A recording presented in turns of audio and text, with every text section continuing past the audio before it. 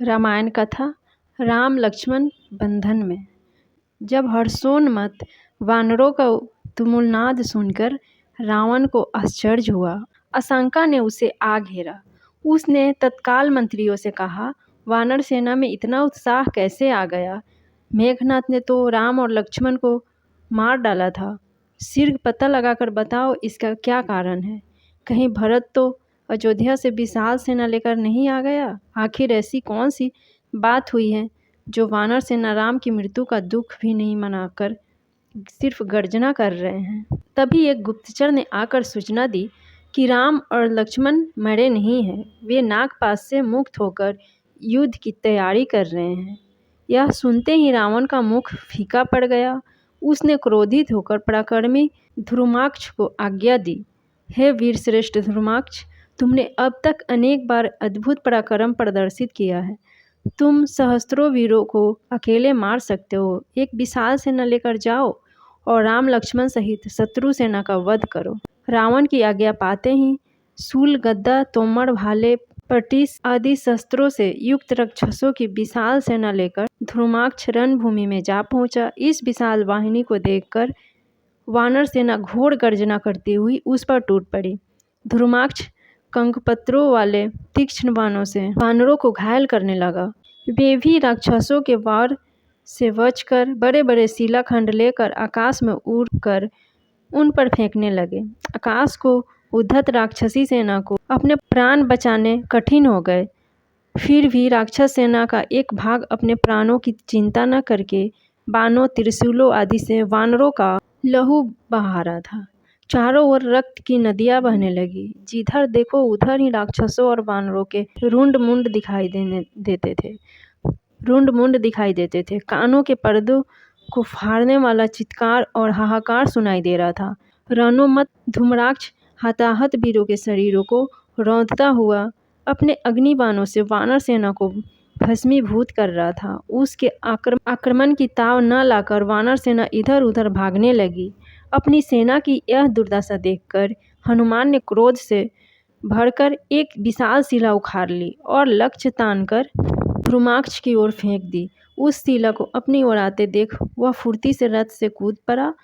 इस बीच में रथ चूर चूर हो चुका था और घोड़े तथा सारथी मर चुके थे। राक्षस सेनापति को इस प्रकार बचता देख हनुमान का क्रोध और भी भड़क उठा।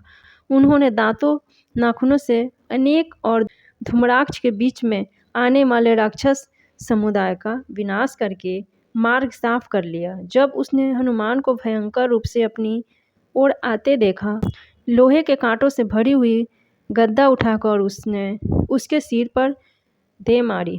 हनुमान ने वार बचाकर एक भारी शिला उठाई और आकाश में उड़कर ध्रुमाक्ष को दे मारी। इससे उसके शरीर की समस्त हड्डियां टूट गई और वह पृथ्वी पर गिरकर यमलोक सिधार गया।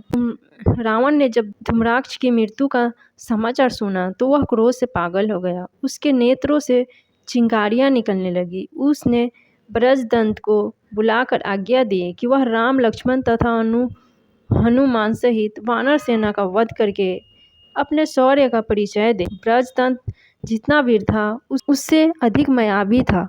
वह अपनी भीमकर्मा पराक्रमी सेना लेकर दक्षिण द्वार से चला। युद्ध भूमि में पहुंचते ही उसने अपने सम्मुख अंगद को पाया, जो अपनी सेना के साथ उससे युद्ध करने के लिए तत्पर खड़ा था। ब्रजदंत को देखते ही वानर सेना किचकिचाकर राक्षसों पर टूट पड़ी। दोनों ओर से भयंकर मारकाट मच गई। हताहत सैनिकों तथा रक्त के नालों एवं सरिताओं से भर गई। रक्त सरिता में नाना प्रकार के शस्त्र अस्त्र, कटे हुए हाथ तथा मस्तक छोटे छोटे दीपों की भांति दिखाई देने लगी। अंगद तथा वानर सेनापतियों द्वारा बार बार की जाने वाली सिंह गर्जना ने राक्षस सैनिकों को मनोबल तोड़ दिया।